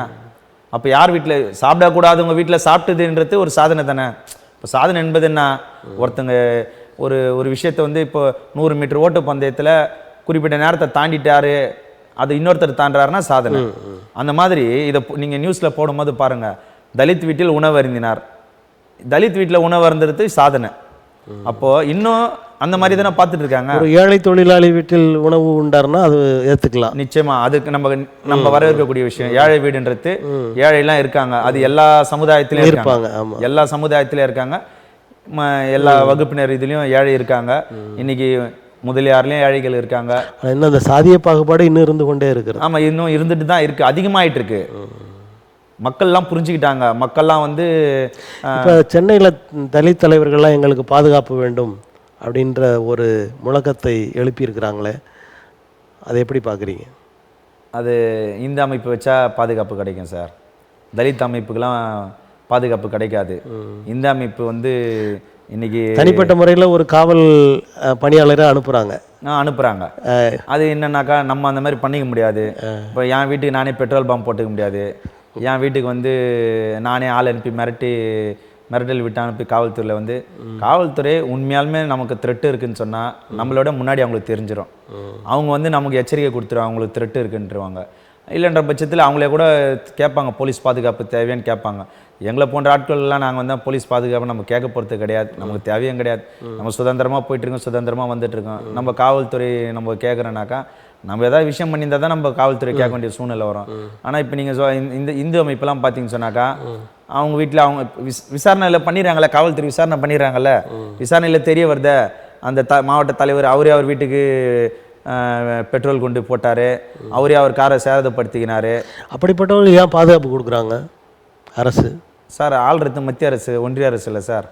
அவங்க வந்து இந்து அமைப்புக்கெல்லாம் அப்போ அந்த ஒன்றிய அரசுக்கு தமிழக அரசு அடிபணிந்து போகிறதா? போய் தான் சார் ஆகணும். இப்போ இவங்களுக்கு ஏதாவது ஒரு பாதிப்புன்னா அது சாதாரண ஒரு நபராக இருப்பார், இந்து அமைப்பில் ஒரு சாதாரண ஒரு நபராக இருப்பார், ஒரு போராட்டம் பண்ணியிருக்க மாட்டார், ஒரு ஆர்ப்பாட்டம் பண்ணியிருக்க மாட்டார், மக்களுக்கான ஒரு சேவையை பண்ணியிருக்க மாட்டார், மக்களுடைய தேவையை பூர்த்தி பண்ணியிருக்க மாட்டார். அவருக்கு இங்கே ஒரு பாதிப்பு வரும்போது அப்படியே செயினாக போயிடும், அங்கே மத்திய அரசுக்கு போயிடும். மத்திய அரசில் மந்திரி பேசுவாங்க இங்கே முதல்வர்கிட்ட, நமக்கு எதுக்கு ஒரு டென்ஷன், ஒரு 2 போலீஸை போட்டு விட்டுறோம், அவனுக்கு எதுவுமே அவனுக்கு ஆபத்து இல்லாமல் போட்டோம் அப்படின்ற மாதிரி இது அடி பண்ணிட்டு தான் நம்ம சொல்ல முடியாது. நாளைக்கு ஒரு இஷ்யூ ஆயிடுச்சுன்னா மத்திய அரசு நம்மளை கேட்பாங்களே, இது ஒரு கேள்வியாக கேட்பாங்களே, இதுக்காக நம்ம ஒரு பதில் சொல்ல வேண்டிய சூழ்நிலை வருமேன்றதுனால ஒரு போலீஸை கொடுத்துட்றாங்க, வேற ஒன்றும் கிடையாது. இப்போ அவங்க போய் என்ன பண்ணுவாங்கன்றது அந்த காவல்துறை அவங்க போடுறாங்க பாருங்க, காவல்துறை அந்த காவலரை கேட்டாலே சொல்லுவாங்க, காலையிலேருந்து இரவு வரைக்கும் அவர் என்னென்ன பண்ணுறாருன்னு கேட்டாலே அவங்க சொல்லிவிடுவாங்க அவர் என்னென்ன பண்ணுறாருன்றது. இப்போ அவர்களுடைய நடவடிக்கைகளை கண்காணிப்பதற்காகவே இந்த காவல்துறை உதவி அவங்க அரசு கொடுக்குதா? அவங்கள கண்காணிக்கிறதுக்கெல்லாம் கொடுக்கல சார், பாதுகாப்பு தான் கொடுக்குறாங்க. நான் சொல்கிறேன், கண்காணிக்கிற மாதிரி யார் கொடுத்தாலும் சார், யார் கொடுத்தாலும் ஒரு கண்காணிப்புன்னு ஒன்று பண்ணாக்கா அது உண்மையாலுமே காவல்துறையில் இருக்கிறவங்க செய்வாங்க. நம்ம அரசாங்கத்தில் பணியில் இருக்கோம், அரசாங்கம் கொடுக்குற சம்பளத்தில் தான் நம்ம குடும்பத்தை நடத்துகிறோம். அப்போ அவங்க அதே ஒரு இந்து அமைப்பினரோ இல்லை வேற ஒரு தலைவரோ இல்லை யாரோ ஒரு தீய செயலில் ஈடுபடுறாங்கன்னு சொன்னாக்கா அவர் காவலர், அரசாங்கத்தினுடைய பிரஜை, அவர் என்ன பண்ண டக்குன்னு அவருடைய மேலே அதிகாரிக்கு ஒரு தகவல் கொடுக்கணும், ஐயா அந்த மாதிரி பேசிகிட்டு இருக்காங்க, என்ன நீங்கள் எங்கே போக சொன்னீங்களோ அந்த மாதிரி இந்த மாதிரி போயிட்டுருக்கேன்னும் போது அவர் அடுத்தது பேசுவாங்க, பேசி அதுக்கு உண்டான இது அவங்க பண்ணுவாங்க. அதுதான் கண்காணிக்கிறதுன்னு சொல்கிறோம். இப்போ தலித் தலைவர்கள் கட்சிகள் இதில் குறிப்பிடும்படியாக சொல்லணும்னா விடுதலை சிறுத்தைகள் கட்சி ஒரு உயர்நிலையில் இருக்கிறது, அதன் தலைவர் எல்லோருக்கும் தெரிந்தவர், பரவலாக எல்லோருக்கும் தெரிந்தவர். அப்படிப்பட்டவரோடு நீங்கள் இணக்கமான உறவை பேணுகிறீர்களா? இருக்கும். அவர் எங்களுக்கு தலைவர் தானே, எங்களுக்கும் தலைவர் தானே, எங்கள் சமுதாய தலைவர் தான். இப்போ அவர் குடும்பத்தை இழந்துட்டு அவருக்குன்னு ஒரு குடும்பத்தை உருவாக்கிக்காம சமுதாய மக்களுக்காக ஓடிட்டுருக்காரு. எங்களுடைய இது என்னன்னா, எங்களை போன்றவர்களாம் அவங்க அரவணைக்க மாட்டாங்கன்றது தான் எங்களுடைய குறையை தவிர மற்றபடி அவங்களுடைய உழைப்பில் அவர் அரவணைக்க மாட்டேங்கிறாரா இல்லை அங்கே இருக்கிற அவருக்கு பக்கத்தில் இருக்கிறவங்க தான் அவர்லாம் அவருக்கு ஓடுறதுக்கே நேரம் இல்லை, மக்களுக்காக ஓடுறதுக்கே அவருக்கு நேரம் இல்லாத சூழ்நிலை. பக்கத்தில் இருக்கிறவங்க தான் எதை எடுத்து சொல்லணுமோ, அவர் வண்டியில் போயிட்டு இருக்கும்போது அந்த மாதிரி நேரங்களில் முக்கியமானவங்க யாராக இருக்காங்கன்னு சொன்னாங்கன்னா, இப்போது நாங்கள் ஒரு பொதுக்கூட்டம் நடத்துகிறேன்னு சொன்னாக்கா சென்னையில் குறைஞ்சது 1000 பேர் 1500 பேர் 2000 பேரை திரட்டக்கூடிய ஒரு வலிமையான கட்சியாக இருக்கு நாங்கள் பீமரா குடியரசு கட்சி நடத்தியும் இருக்கோம். அது உளவுத்துறையில் கேட்டாலும் சொல்லுவாங்க இல்லைங்களா. அப்படி இருக்கும்பொழுது சென்னையில் பண்ணுறேன்னா எவ்வளோ பெரிய விஷயன்றதை நீங்கள் சிந்திச்சு பாருங்கள். இப்போ கிராமங்கள்லாம் டக்குன்னு வண்டி எடுத்தால் 4 கிராமம் போய் பார்த்தலாம், ஒரு கிராமத்தில் கொளுத்தி போட்டால் பக்கத்து கிராமத்தில். இங்கே சென்னை தெருவுக்கு தெரு இன்றைக்கி தலைவர் இருக்காங்க, வீட்டுக்கு வீட்டுக்கு தலைவர் இருக்காங்க. அப்படி அந்த காலகட்டங்களில் நாங்கள் இங்கே சென்னையில் தனித்து நாங்கள் கட்சி நடத்துறதுன்றது எவ்வளோ பெரிய விஷயன்றதை நீங்கள் பார்க்கணும். அதையும் தாண்டி நாங்கள் ஒரு பொதுக்கூட்டம் நடத்தும் போது இவ்வளோ ஆட்களை நாங்கள் திரட்டுவோம், காசு கொடுத்தெல்லாம் கூட கிடையாது. நாங்கள் எங்களுடைய நிர்வாகிகள் அவங்கவுங்க வீட்டாண்ட இருந்து ஒரு 10 பேர் 20 பேர் 5 பேர் அந்த மாதிரி கூப்பிட்டு உட்கார வைப்பாங்க. அதேமாதிரி போராட்டங்கள் ஆர்ப்பாட்டங்கள் பண்ணும்போது 100 பேர் 150 பேர் 200 பேர் வைப்போம். நாங்கள் அதிகமான ஆர்ப்பாட்டங்கள் எங்கன்னா நம்ம சென்னை மாவட்ட ஆட்சியர் அலுவலகம் பக்கத்தில் தான் நடத்துவோம். சரி, அங்கே நடத்தும் போது இப்போது அதில் கூட உளவுத்துறை கேட்டால் சொல்லுவாங்க, ஒரு வருஷத்தில் நாங்கள் எவ்வளோ ஆர்ப்பாட்டங்கள் போராட்டங்கள் பண்ணுறோன்றத அதாவது இப்போ என்ஆர்சிக்கும் நாங்கள் பண்ணியிருக்கோம், சிஏக்கு பண்ணியிருக்கோம், அது இல்லாமல் தூத்துக்குடி அந்த ஸ்டெர்லைட்டுக்கு பண்ணியிருக்கோம், பொதுவான பிரச்சனைகளுக்கு நாங்கள் போராட்டம் பண்ணியிருக்கோம், எங்களுக்கான பிரச்சனைகளுக்கும் பண்ணியிருக்கோம், எங்கள் மக்கள் பாதிக்கப்படும் போது அதுக்கும் பண்ணியிருக்கோம். ஒரு கட்சி பெயர் அப்படி இருந்தாலும் கூட எல்லா மக்களுக்குமான ஒரு கட்சியாக செயல்பட விரும்புகிறீர்கள்? பண்ணிட்டு இருக்கோம், விருப்பப்படுறோம், பண்ணிட்டு இருக்கோம். எங்களுக்கு எந்த மக்கள் எங்ககிட்ட எங்களுக்காக நீங்கள் போராடுங்க, எங்கள் சமுதாயத்துக்கும் இது போல் இழிவுகள் நடக்குது, நீங்கள் போராடுங்கன்னு சொன்னாக்கா அவங்களுக்கும் நாங்கள் போராடிட்டு இருக்கோம், போராடவும் தயாராக இருக்கோம். இப்போ உங்களுடைய கட்சி அதாவது விடுதலை சிறுத்தைகள் கட்சியோடு இணைந்து செயல்படுகிற தருணங்கள்லாம் வரும் என்று நினைக்கிறீர்களா? வரத்துக்கு வாய்ப்பு இருக்குது சார். நாங்கள் யாரையும் கவனிக்காமல் எங்களுடைய பாதையில் நாங்கள் போயிட்டுருக்கோம். எங்களதில் பார்த்தீங்கன்னு சொன்னாக்கா நிறைய அதிகமான அட்வொகேட்ஸ் தான் இருக்காங்க. அதன் பிறகு நிர்வாகிகள்லாம் பார்த்தா காலையில் வேலைக்கு போய்ட்டு ஈவினிங் வருவாங்க. ஈவினிங் ஒரு 2 ஹவர் அந்த மக்கள் பணி பண்ணுறவங்க, ஆட்டோ ஓட்டுறவங்க, ஸ்டீல் பட்டையில் வேலை செய்கிறவங்க, இவங்கள தான் நாங்கள் நிர்வாகியாக வச்சுட்ருக்கோம். எங்களதில் வேலை செய்கிறவங்க எல்லாருமே வேலை செஞ்சுட்டு இருக்காங்க, ஆட்டோ ஓட்டுறாங்க, பணி மக்கள் பணியையும் பார்த்துட்டு வேலையும் செஞ்சுட்ருக்கேன். நாங்கள் முதல்ல குடும்பத்தை பார்க்குறோம். ரெண்டாவது எங்கள் கட்சி, எங்களுடைய பாதுகாப்பு எங்கள் கட்சி. நம்ம வந்து அரசியலில் வந்து தேர்தலில் நிற்கணும் அது போன்றலாம் இல்லாமல் எங்களுக்கு ஒரு பாதுகாப்பு. எங்ககிட்ட எங்களை வந்து காவல்துறை சும்மா விசாரணைக்கு வாங்க, நீங்கள் இந்த சண்டை போட்டிங்க பொய்யா கூடாமல் இருக்குது எங்களுக்கு ஒரு அரண் மாதிரி நாங்கள் அணைச்சி நாங்கள் பண்ணிகிட்ருக்கோம். நிறைய இளைஞர்கள் சேர்ந்துட்ருக்காங்க. இதில் இன்னொரு குறிப்பு பார்த்தீங்கன்னு சொன்னாக்கா, என்னை விட எல்லாம் சின்ன தம்பிங்க தான் இதில் இருக்காங்க. என்னை விட பெரியவங்க ஒரு 20 பேர் தான் இருப்பாங்க குறிப்பிட்டு சொல்கிற மாதிரி. மீதி எல்லாமே என்னுடைய சின்ன தம்பிங்க தான் வந்து நல்ல வேகமாக உத்வேகமாக ஓடக்கூடிய தம்பிங்க தான் நம்ம கட்சியில் பயணம் பண்ணிகிட்ருக்காங்க. நம்ம நடிகர் விஜய் பற்றி பேசணும். அவர் வந்து ஒரு மாநாடு நடத்த போகிறதான், அது சேலத்தில் நடத்த போகிறதான் சொல்கிறாங்க. சேலம் என்கிற போது அது எடப்பாடி அவர்களின் கோட்டையாக இருக்கிறது. அந்த இடத்தை அவர் குறிவைக்க காரணம் என்னன்னு நினைக்கிறீங்க? சார், குறி வைக்கிற மாதிரிலாம் இல்லை சார். அதாவது இப்போ எல்லாமே மாநாடாக இருந்தாலும் சரி, இல்லை இப்போ திருச்சி, மதுரை, சென்னை அப்படி வைப்பாங்க. இவர் சேலத்தை நோக்கி பயணம் பண்ணுறாரு. சேலன்றது இப்போ அவர் எந்த கோணத்தில் அது தயாரிக்கிறாருன்றது தெரியல. இப்போ ஒரு மாநாடு நடத்தும் போது பொருளாதாரம் வேணும், ஆட்கள் வேணும். அந்த ஆட்களை அதிகமாக திரட்டக்கூடியவங்களும் சேலத்தில் இருக்கலாம். பொருளாதாரத்தை கொடுக்குறவரும் இப்போ இவர் தான் பொருளாதாரம் கொடுப்பாரெலாம் சொல்ல முடியாது. அவர் கீழே இருக்கிறவங்க கூட பொருளாதாரத்தை பண்ணுறதுக்கு தயாராக இருக்கலாம். இப்போ அவங்களே கூட சொல்லியிருக்கலாம், எங்கள் மாவட்டத்தில் போடுங்க, முழுமையான செலவை நான் ஏற்றுக்கிறேன், மக்களை நான் திரட்டுறேன். அந்த பட்சத்தில் கூட அவங்க போயிருக்கலாம். இது குறி வச்சு இதில் அரசியல் உள்நோக்கம் எதுவும் இல்லைன்னு அரசியல் உள்நோக்கம் அங்கே போய் யாரை சார், அதாவது யாரும் கோட்டை கிடையாது சார். கோட்டையிலே தோற்றவங்களாம் இருக்காங்க, முதல்வராக இருந்து தோற்றவங்களாம் இருக்காங்க, ஆட்சி ஆளும் போது இடைத்தேர்தலில் தோற்றவங்களாம் இருக்காங்க. இதெல்லாம் வந்து கோட்டையெல்லாம் யாரும் சொல்ல முடியாது சார். மக்கள் ஒருத்தரை நிராகரிக்கிறாங்கன்னு சொன்னாக்கா அவங்க தேவையில்லைன்னும் போது தான் அவங்கள நிராகரிப்பாங்க. அவங்க கரெக்டாக இருக்கிறாங்க, மக்கள் பணியை செய்கிறாங்க, மக்களுக்கான நல்லதெல்லாம் செய்கிறாங்கன்னும் போது சார் யாரை நிராகரிக்க முடியும்? கொஞ்சம் யோசித்து பாருங்கள். 2026 தமிழ்நாடு சட்டமன்ற தேர்தலில் நாம் தமிழர் கட்சி தனித்து நிற்குமா, கூட்டணி அமைக்குமா? அவர் தனித்து தான் சார் நிற்பார். தனித்தே நிற்பார். அதாவது முதல் முறை சீட்டு கொடுத்தாரு, அவங்க 2வது முறை நின்னாங்களான்றதை நம்ம கவனிக்கணும். அடுத்த தேர்தலையும் அவங்க நின்னாங்களான்றதை கவனிக்கணும். ஏன்னா முதல் முறை நிற்கும் போது பொருளாதாரம் வேணும், அவங்ககிட்ட பொருளாதாரம் இருந்திருக்கும். அந்த தேர்தலில் ஒரு நம்ம பார்வைக்கு, அதாவது காணொலியர் மாதிரி இது போயிட்டே இருப்போம், நமக்கு வந்து தண்ணி இருக்கிற மாதிரி அவ்வளோதான். இப்போ இவங்களுக்கு வந்து வேலை செய்யும் போது என்ன ஆகிடும், மக்கள்கிட்ட போகும்போது மக்கள் வந்து உங்களுக்கு தான் எங்கள் வாக்குன்னுவாங்க. அப்போ இவங்களுக்கு என்ன ஆகிடும்னா வெற்றி பெறக்கூடிய சூழ்நிலை தெரிகிற மாதிரி இருக்கும். அப்போ என்ன பண்ணுவாங்க, இன்னும் கடன் வாங்கி செலவு பண்ணுவாங்க. இப்போ தோத்தாச்சு, தோத்ததின் பிறகு அவருடைய ஓட்டம் எங்கே இருக்குன்னா கடன் அடைக்கத்தில் தான் அவருடைய ஓட்டம் இருக்கும். இப்போ சீமான் வந்து பணம் கொடுக்க போகிறது கிடையாது. இப்போ இந்த தேர்தல் நிதி இவ்வளோ வச்சுக்க இவ்வளோ செலவு பண்ணி கொடுக்க போகிறது கிடையாது. அவருடைய ஓட்டம் முடிஞ்சிச்சிங்களா தேர்தலில், இப்போ அவர் கடன் அடைக்கத்து ஓட்டிகிட்டு இருப்பார். அடுத்த தேர்தல் வந்துடும், அவர் கூப்பிடுவார், தலைவர் நிற்கிறீங்களான்னுவாங்க. இல்லைங்க நான் போன தடவை நான் கடன் ஆயிடுச்சு நிற்க முடியாதுன்னு. இப்போ அடுத்த தடவை ஒருத்தர் வருவார். இவர் வந்து கடைசியாக இவர் கூட்டணிக்கு தான் போவார். இவருடைய வாக்கு வங்கியை காட்டுவார், ஏற்றிட்டே போவார். நாளைக்கு வந்து பேரம் பேசும்போது சீட்டு வேணும் எங்களுக்கு அப்படின்னும் போது வாக்கு வங்கியை காட்டி தானே ஒரு சீட்டு கேட்டாக முடியும். அதனால் ஒரு வாக்கு வங்கியை வளர்க்குறதுக்காக அவங்க தனித்து நிற்கிறாங்க. தனித்து நிற்கும் போது 1-2 பேர் அதில் வந்து பலிகடா ஆகிதான் அவனை வேறு வழி கிடையாது. அவர் மற்றொரு ராம்தாஸ் மாதிரி ஆவார்னு சொல்கிறீங்களா? நம்ம அதை எப்படி சார் நம்ம சொல்ல முடியும்? அதாவது வேற என்ன சார், அவங்க கூட மக்கள் பணி பண்ணல சார். நம்ம பார்க்குறோம் இல்லைங்களா, சீமான் கட்சி கூட மக்கள் பணி பண்ணல சார். அதாவது சார் ஆட்சியில் இருக்கிறவங்க தான் மக்கள் பணி பண்ணலாம் இல்லை சார். எவ்வளோ விஷயங்கள் இருக்குது சார். இன்றைக்கி கூட வயதான மூதாட்டிங்க முதியோர் பென்ஷன் வாங்க முடியாமல் தவிச்சிட்டு இருக்காங்க. இளம் பெண்கள் 26 வயசு 30 வயசில் விதவையானவங்களாம் இருக்காங்க. இவங்களுக்கெல்லாம் இன்றைக்கி வந்து விதவை பென்ஷன் கிடைக்கல.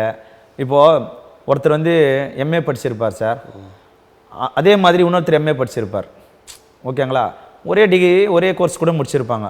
ஆனால் முதல்ல எம்ஏ முடிச்சவர் 2வது எம்ஏ முடிச்சவருக்கு 2 வருஷம் கழிச்சு பிடிச்சிருப்பார், ஓகேங்களா. அப்போ முதல்ல முடிச்சவருக்கு அரசாங்க வேலையே கிடச்சிருக்காது. ஆனால் 2 வருஷம் கழிச்சு ஒருத்தர் முடிச்சவருக்கு அரசாங்க வேலை கிடைக்கும். எப்படி கிடைக்குது? இந்த வயது ஏற்றத்தாழ்வு இருக்கலாம். இல்லை, அது குறிப்பாக அந்த இவருக்கு வயது முடியல. சரி, இவர் வயது முடியாமல் இருக்கு. அது இப்போ 35 வயதுன்னா இவர் 33 வயது இருக்கும். அவர் அதாவது அந்த நுழைவுத் தேர்வுகள் அல்லது போட்டித் தேர்வுகளில் தேர்வு இல்லாமல் நிறைய வேலைகள் இருக்குது சார். ஆனால் பார்த்தாக்கா நிறைய அதிகமான படிப்பு படிச்சும் வேலைக்கு போகாமல் தான் இருக்காங்க, கம்மியான படிப்பு படிச்சும் வேலையில் தான் இருக்காங்க. அங்கே தான் அரசு பணமும் செல்வாக்கும் இன்ஃப்ளூயன்ஸ் யாராவது ஒருத்தவங்க சொன்னாங்கன்னா அவங்களுக்கு வேலை கொடுத்துட்றாங்க. இவருக்கு வந்து இந்த முதல்ல எம்ஏ முடிச்சவருக்கு கிடைக்கல, இன்ஃப்ளூயன்ஸ் இல்லை, பணம் இல்லை, வேலைக்கு இல்லை. இன்றைக்கும் அவர் ப்ரைவேட் வேலையில் போயிட்டு தான் இருக்கார். இவங்க போயிட்டுருக்காங்க. அப்போது எந்த கட்சியாக இருந்தாலும் சரி, சீமான் கட்சியாக இருந்தாலும் விஜய் கட்சியாக இருந்தாலும் மக்கள் பணியை போய் செய்யணும். இப்போ அவங்க போகிற தெருவிலே இருக்கும், சாக்கடை தண்ணி இருக்கும், பார்த்துட்டு தான் போவாங்க. இவங்க ஆட்சிக்கு வந்ததுக்கு அப்புறம் தான் அதை வந்து நடவடிக்கை எடுக்கணும்னா மக்கள் பார்க்கட்டும். நீ அந்த சரி செஞ்சு கொடு. நீங்கள் நானும் அவங்கள வந்து அடைப்படுக்க போகிறது கிடையாது. அதுக்கு உண்டான அதிகாரி தான் அடைப்படுக்க போகிறாங்க. அவங்களுக்கு தகவல் கொடுங்க. அவங்கக்கிட்ட ஒரு அதிகார தோணியில் பேசுங்க. நீங்கள் எடுக்கிறீங்களா, எடுக்க மாட்டீங்களா, இதை நாங்கள் வந்து பெருசாகட்டுங்களா, இல்லை ஏதாவது ப்ரெஸ்ஸை வர வைக்கட்டுங்களா, அந்த மாதிரி வேலைகள் நீங்கள் செய்கிறீங்களா? நாங்கள் பண்ணிகிட்ருக்கோமே. எங்கள் மக்களை கேட்டால் சொல்லுவாங்க, எங்களால் முடிஞ்ச அளவுக்கு என்னென்ன எங்களால் பண்ண முடியுமோ அதை நாங்கள் பண்ணிட்டு தான் இருக்கோம். இப்போ கூட போன இதில் கூட +2 பாஸ் பண்ண பசங்களுக்கெல்லாம் நம்ம தம்பிங்க வந்து முடிஞ்ச நிதி கொடுத்தாங்க. அதன் பிறகு பேகு கொடுத்தாங்க, புக்ஸு கொடுத்தாங்க. யாரெல்லாம் வந்து கேட்குறாங்களோ நம்ம அதை வந்து பண்ணிட்டு தான் இருக்கோம். அதில் எல்லாருமே பண்ணுறேன், நான் ஒண்டியில் எல்லாருமே பண்ணிகிட்டு இருக்கோம். இப்போ நாம் தமிழர் கட்சியில் தேர்தலில் நிற்கிற வேட்பாளர்களை பற்றி பேசுனீங்க. அவங்க ஒரு முறை கடன் வாங்கிறாங்க, அப்புறம் நிற்க முடியல, அந்த கடன் அடைக்கிறதுக்காக சிரமப்படுறாங்களாம் சொல்கிறீங்க. ஆனால் சில நாட்களுக்கு முன்பு அந்த நாம் தமிழர் கட்சியில் ஒரு சலசலப்பு என்னன்னு கேட்டிங்கன்னா, திரள் நிதி திரட்டுறாங்க வேட்பாளர்கள், அதை கணக்கை தலைமைக்கு கொடுக்கல, அதை அவங்களே வச்சுக்கிட்டாங்க, இப்படிப்பட்ட செய்திகள்லாம் வருது. இது யார் சார் கொடுப்பாங்க? மக்கள்கிட்ட இருந்தோ அல்லது வெளி மாநிலத்தில் இருக்கிற வெளிநாடுகளில் இருக்கிற தமிழர்களோ கொடுக்குறாங்க. வெளிநாடுகளில் இருக்கிறவங்க வந்து தேர்தலில் நிற்கிறவங்களை கொடுக்க மாட்டாங்க. தேர்தலில் என்னென்னா தலைமைக்கு யார் கொடுக்குறாங்க அப்படின்னு கவனித்து அவங்கள இந்த தனிநபர்கள் வேட்பாளர்கள் தொடர்பு கொண்டு வாங்குறதாகவும் செய்திகள் உண்டு. அது வந்துடும் சார், தலைமைக்கு வந்துடும். இப்போ மக்கள் கொடுக்குறாங்கன்றீங்கன்னா மக்கள் வாக்கே கொடுக்க மாட்டுறாங்க. அப்புறம் அவங்க எங்கேருந்து இப்போ பணம் கொடுக்குறவங்க வாக்கு கொடுத்துட்டு போயிடுவாங்கள்ல. இப்போ ஒரு தொகுதியில் வந்து குறைஞ்சது ஒரு 10,000 பேர் நிதி கொடுத்தா தான் அவங்க வந்து நீங்கள் சொல்கிற ஒரு பெரிய தொகை கிடைக்கும். அப்போ ஒரு தொகுதியில் 10,000 பேர் வாக்கு அளித்தாலே அவங்களுக்கு ஒரு பெரிய வாக்கு வங்கி தானே. அப்போ நிதியை திரட்டிட்டு நீங்கள் வச்சுக்கிறீங்கன்னு தலைமை சொல்கிறது பொய்யா? தலைமை சொல்கிறாங்கன்னா வெளி மாநிலங்கள்லேருந்து வெளிநாட்டிலேருந்து ஒன்றா அவங்க கொடுத்துருப்பாங்க. இப்போ இந்த விஷயம்லாம் வந்து தலைமை எங்கே தெரிய போகுது, நம்ம கேட்டுறோம், இவங்க எங்கே சொல்ல போகிறாங்கன்னு போது இது எப்படி தெரிய வரேன்னா, நாளைக்கு தலைமையிலேருந்து பேசுவாங்க, ஒரு யதார்த்தமாக ஏதாவது பேசுவாங்க, எப்படி இருக்கீங்க, என்ன பண்ணுறீங்கன்னு. நல்லா இருக்குங்க, போன வாரம் கூட உங்களுடைய வேட்பாளர் என்கிட்ட பேசினாங்க, நிதி கேட்டாங்க, தகவல் தெரிஞ்சிடும்ன்றீங்க. தெரிஞ்சுதான் ஆகும், தெரியாமல் இருக்காது. இப்படிப்பட்ட சூழலில் சீமான் பேசிய ஆடியோக்கெல்லாம் நிறைய வருது. அதில் அவங்க முன்னணி தலைவர்கள் அதுக்குள்ளே இருக்கிறவங்களையே பிசுறு அப்படின்னு சொல்கிறது, இல்லை வேறு விதமான தவறான வார்த்தைகள் பேசுவது, இப்படியெல்லாம் ஆடியோ வருது. இதை பற்றி முன்னாடி ஒரு ஆடியோ வந்திருக்கு, அதை பார்த்துருக்கீங்களா? வேட்பாளரை சொல்கிறதுக்கு உனக்கு என்னடா தகுதி இருக்குது, நாங்கள் யாரை நிப்பாட்டுறோமோ அவங்க தாண்டா வேட்பாளர். அந்த எதிர்த்தரப்பில் பேசுகிறவர் சரியாக தான் பேசுகிறாரு. ஆனால் நாங்கள் மக்கள்கிட்ட வாக்கு கேட்க போகிறோம், நாங்கள் மக்கள்கிட்ட முன்னாடி போய் நிற்க போகிறோன்னா யாரை நிப்பாட்டினா மக்கள் வாக்கு கொடுப்பாங்கன்னு எங்களுக்கு தெரியும். நாங்கள் அவங்கள வந்து உங்கள்கிட்ட முன்மொழிகிறோம், நீங்கள் அவங்கள நிப்பாட்டினா சரியாக இருக்கணும் போது அதெல்லாம் நீங்கள் சொல்லக்கூடாது, நாங்கள் யாரை சொல்கிறோமோ நீங்கள் அவங்கள தான் நிப்பாட்டணும் அப்படின்னு அந்த அங்கேயும் கலக குரல் ஒலிக்கிறது. ஆமாம், ஆனால் இவர் சர்வாதிகாரத்துடன் செயல்படுகிறார் என்று சொல்லுகிறீர்கள். அதுக்கு தானே அங்கே பொறுப்பு போடாமல் இருக்காரு, அதுக்கு தானே ஒருங்கிணைப்பாளர். இப்போ ஒரு பொறுப்பு போட்டால் பொதுக்கூட்டம் வைக்கணும், பொதுக்குழு வைக்கணும், செயற்குழு வைக்கணும். பொதுக்குழு வரும்போது என்ன மாற்றம் வேணாலும் நம்ம ஏற்படுத்த முடியும், செயற்குழு வரும்போது என்ன மாற்றம் வேணாலும் ஏற்படுத்த முடியும். இப்போ அந்த பொறுப்பெல்லாம் போடாமல் வெறும் ஒருங்கிணைப்பாளர்னும் போது அதுதானே சர்வாதிகாரம். இப்போ தமிழ்நாட்டுக்கு தகுந்த கட்சி அல்ல நாம் தமிழர் கட்சி என்று சொல்ல வருகிறீர்களா? சார் நிச்சயமாக கிடையாது சார். அதாவது சார் புதுசாக வராங்க, யார் கூட ஒரு கூட்டணி வைக்கிறாங்க, அதிகாரத்துக்கு வராங்க, அதிகாரத்துக்கு வந்து மக்களுக்கு நல்லது பண்ணுங்க. ஒரு நாள் பார்த்தாக்கா அதிமுகவை சாடுறாரு, இன்னொரு நாள் பார்த்தாக்கா திமுகவை சாடுறாரு, ஒரு நாள் பார்த்தா தினகரனை சாடுறாரு, மத்திய அரசை சாடுறாரு, காங்கிரஸை சாடுறாரு. இவர் எந்த ஸ்டாண்டில் இருக்கிறாருன்றது இன்னும் யாராலையுமே கணிக்க முடியல. இப்போ இவர் வந்து இன்னைக்கு கட்சி ஆரம்பித்தார்னா மத்திய காங்கிரஸுக்காக மட்டும்தான், காங்கிரஸ் எதிர்த்து தான் அவர் இது பண்ணார்.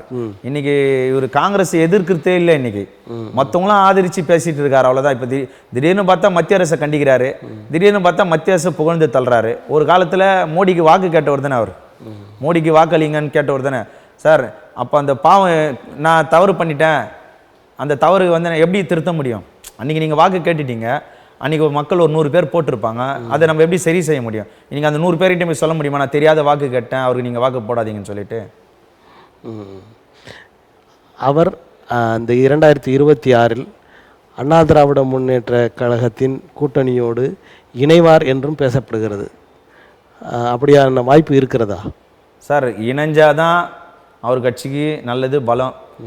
பலன்றதை விட இப்போ இன்றைக்கி நிறைய பேர் நேரங்கள் பொருளாதாரத்தெல்லாம் செலவு பண்ணிவிட்டு அவர் கட்சியில் ஓட்டிகிட்ருக்காங்க. நம்ம தம்பிங்களாம் நிறைய பேர் பார்த்துட்ருக்கோம்.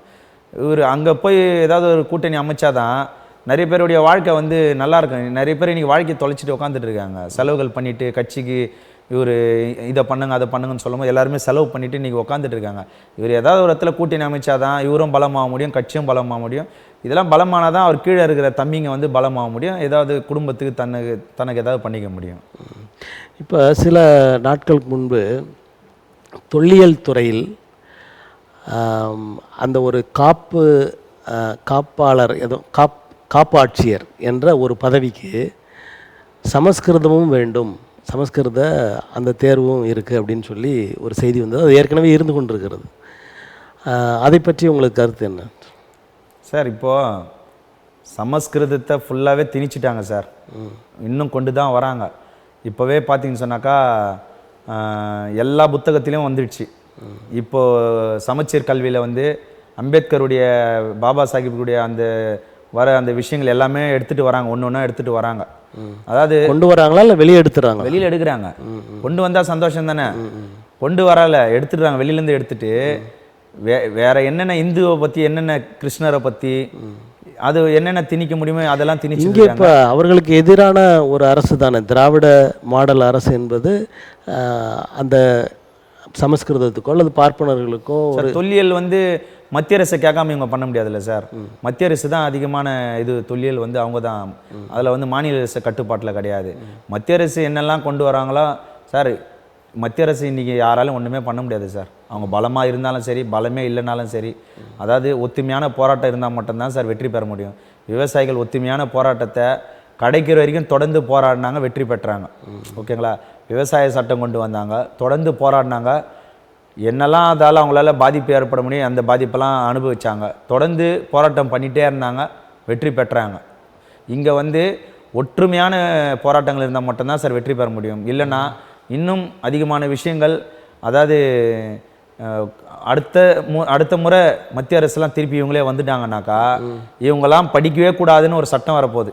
இவங்கெல்லாம் படிக்கவே கூடாதுன்னு மட்டும் கிடையாது, இவங்கெல்லாம் படிச்சுதே ரத்து பண்ண போறேன்னு வரப்போகுது. அன்னைக்கு பழைய வர்ணாசிரம முறைகள் நிச்சயமா சார். இது நாங்கள் வந்து பல போராட்டங்கள்ல தொடர்ந்து நாங்கள் சொல்லிட்டே இருக்கோம். அதே மாதிரி தான் இப்போ சட்டங்கள்லாம் வந்து தண்டனை சட்டத்தெல்லாம் இப்போ மாற்றிருக்காங்கன்னா என்ன சார், 300 எடுத்து 100 போட்டிருக்காங்க, 100 எடுத்து 150 போட்டிருக்காங்க, 150 எடுத்து 400 போட்டிருக்காங்க. வேற என்ன இருக்கு? அதாவது சட்ட எண்கள் முக்கியம் கிடையாது. ஆனால் ஒருவர் என்ன தப்பு பண்ணுறாரு, அந்த தப்புக்கு என்ன தீர்ப்பு கொடுக்கணும், என்ன தண்டனை கொடுக்கணும்னு எழுதி வச்சிருக்காரு பாருங்க. இப்போ அந்த சட்டங்களில் எஃப்ஐஆர் என்று சொல்லப்படுகிற முதல் அந்த அறிக்கை இருக்குல்ல, அதை வந்து போடாமலே பதிவு பண்ணாமலே இருக்கலான்ற ஒரு சரத்தெல்லாம் இருக்குன்னு சொல்கிறாங்களே. அது மட்டும் கிடையாது சார். எங்கே வேணாலும் புகார் கொடுக்கலாம், எந்த காவல் நிலையம் வேணாலும் புகார் கொடுக்கலாம், அவங்க எஃப்ஐஆர் போடலாம். இப்போ நம்ம வந்து வண்டியில் போயிட்டே இருப்போம், எதாச்சும் அவருக்கும் நமக்கும் சண்டை வரும். சரி, அவர் கடைசியாக ஒரு வார்த்தை சொல்லிவிடுவார், சரி விடுங்க சாரிங்கன்றார், நம்மளும் சாரிங்கன்னுடுவோம், மன்னிச்சுங்கன்னுவோம், நம்ம வீட்டுக்கு போயிடுவோம். அவரு போயிட்டு அவருக்கு வேண்டப்பட்ட ஒரு இன்ஸ்பெக்டர்கிட்ட போயிட்டு புகார் கொடுக்குறாரு. இல்லை அவருடைய அண்ணனோ தம்பியோ உறவினர் எங்கேயோ காவல் நிலையத்தில் இருக்கிறாரு, அவர்கிட்ட வருத்தப்பட்டு பேசுகிறாரு, இந்த மாதிரி ஒருத்தர் பேசிட்டாரு, நீ ஏன் கவலைப்படுற, என்கிட்ட புகார் கொடுன எஃப்ஐஆர் போகிறேன்னு சொல்லி அந்த போட்டு அதன் பிறகு சம்மந்தப்பட்ட இடத்துக்கு மாற்றணும். எல்லாருமே பாதிப்பு தானே சார். காவல் நிலைய எல்லை என்பது அதில் இல்லையே, எல்லையெல்லாம் இல்லையே. இப்போது இதோட நிறுத்தினா கூட பரவாயில்ல சார். அடுத்தது இப்போ நான் சட்டம் படிச்சிருக்கேன். இப்போ 500 ரூபாய் நோட்டு செல்லாதுன்னு ஒரு நைட்டு அறிவித்த மாதிரி அதிகார இருக்கிறதுனால தான் அறிவித்தாங்க. இப்போ இவங்கெல்லாம் வந்து சட்டம் படிச்சது செல்லாது சார், படிக்கக்கூடாது இல்லை, செல்லாதுன்னு சொல்லிட்டாங்கன்னா இப்போ இனி நைட்டே சொல்கிறாங்க சார், சட்டம் படித்தது செல்லாதுன்ட்டாங்க. இப்போ நாளைக்கு நான் கோர்ட்டுக்கு போனால் என்ன கேட்பாங்க, ஏங்க நைட்டு தான் அறிவிச்சிட்டாங்களே நீங்களாம் படித்து செல்லா இருந்ததுன்ட்டு. அப்போ நீங்கள் அந்த மாதிரி நிலைகளெல்லாம் வரும்னு நீங்கள் எதிர்பார்க்குறீங்க? வரும் சார். இவங்க தயாராக மாட்டுறாங்க போராட்டத்துக்கு. இப்போயே தயாரானாதான் அது வந்து நிச்சயமாக வராமல் இருக்கும். இல்லைன்னு சொன்னாக்கா நீங்கள் சொன்ன மாதிரி குலத்தொழிலும் வரும். இவங்கெல்லாம் இந்த வேலை தான் செய்யணும், இவங்கெல்லாம் இதுதான் இவ்வளோ வரைக்கும் தான் இருக்கணும், என்ற ஒரு இதெல்லாம் நிச்சயமாக வரக்கூடிய காலகட்டங்கள் இருக்குது. ஆமாம், கடந்த சில நாட்களுக்கு முன்பு சட்ட அமைச்சர் ரகுபதி அவர்கள் திராவிட மாடல் ஆட்சி வந்து ராமனுடைய ஆட்சி அப்படின்னு சொன்னார். அதை பற்றி உங்களது கருத்து என்ன? அப்போ தானே சார் அவங்க காதுக்கு போவோம். இதெல்லாம் சொன்னால் நிதி தருவாங்கன்னு பார்த்துருப்பார் போல இருக்கு. இது சொல்லியும் நிதி கொடுக்கல. இதெல்லாம் வந்து என்ன ராமராட்சி சார்? இது நமக்கு ராமராட்சியா தேவை? சார் நல்ல ஆட்சி தான் சார் தேவை. அது யார் ஆட்சி ஆண்டானா இருக்குது? ராமராட்சி நமக்கு வேணாம், காமராஜர் ஆட்சி நமக்கு வேண்டாம் சார். காமராஜர் ஆட்சி கூட கொடுக்குறேன்னு சொல்கிறவங்க அவங்க வந்து அவங்களுடைய சொத்து பாருங்க. காமராஜர் மாதிரி ஆட்சி கொடுக்கறது முக்கியம் கிடையாது. காமராஜர் ஆட்சினா காமராஜர் இறப்பு அப்போ 110 ரூபாய் எப்படி வச்சுட்டு இருந்தாரு அந்த மாதிரி இப்போ இவங்க எவ்வளவு வச்சுட்டு இருப்பாங்க? சொல்றவங்க இருக்காங்களா? 110 கோடி வச்சுட்டு இருக்காங்க, 1110 கோடி வச்சுட்டு இருக்காங்க. அப்படி இருக்கும்போது எப்படி சார் உங்களால காமராஜர் ஆட்சி கொடுக்க? அவர்கள்லாம் காமராஜரை பத்தி பேச கூடாதுன்றீங்களா? நிச்சயமா கூடாது சார். காமராஜர் மாதிரி ஏழ்மையா இருக்கணும், காமராஜர் மாதிரி ஏழ்மையான குடும்பத்துல வாழணும், காமராஜர் மாதிரி சாகும் போதும் ஏழ்மையா சாகணும். அந்த மாதிரி யாரால கொடுக்க முடியுமா? யாராலையும் முடியாது. இன்னைக்கு வந்து சொத்து சேர்த்து வச்சுட்டாங்க. காமராஜர் ஆட்சி கொடுப்பாங்க, அவங்க முதல்ல வந்து அவங்க பேங்க் பேலன்ஸை காட்டணும். 110 ரூபாய்க்கு மேலே இருக்கக்கூடாது அவங்களது. அவங்க தான் காமராஜர் ஆட்சி கொடுப்பாங்க, நம்ம ஏற்றுக்கலாம். மக்களுக்காக வாழ்கிற அரசியல் தலைவர்கள் வேண்டும். ஆமாம், அந்த மாதிரியான ஒரு சூழல் தமிழ்நாட்டில் வேண்டும் என்று நீங்கள் விரும்புகிறீர்கள்? கண்டிப்பாக வேணும் சார். மக்களுக்காக வாழக்கூடிய தலைவர்கள் வேணும் சார். அந்த நாளும் வர வேண்டும் என்று நானும் வேண்டுகிறேன். இதுவரைக்கும் தங்களது கருத்துக்களை தமிழன் தொலைக்காட்சி மூலமாக நேயர்களுக்கு தந்தமைக்கு எங்களது மனம் கனிந்த நன்றி தெரிவிக்கிறேன். நன்றி சார். தமிழன் தொலைக்காட்சி நேயர்களுக்கும் நன்றி. நேயர்களே, அடுத்த ஒரு அரசியல் அரங்கம் நிகழ்வில் வேறொரு ஆளுமையுடன் சந்திப்போம். நன்றி, வணக்கம்.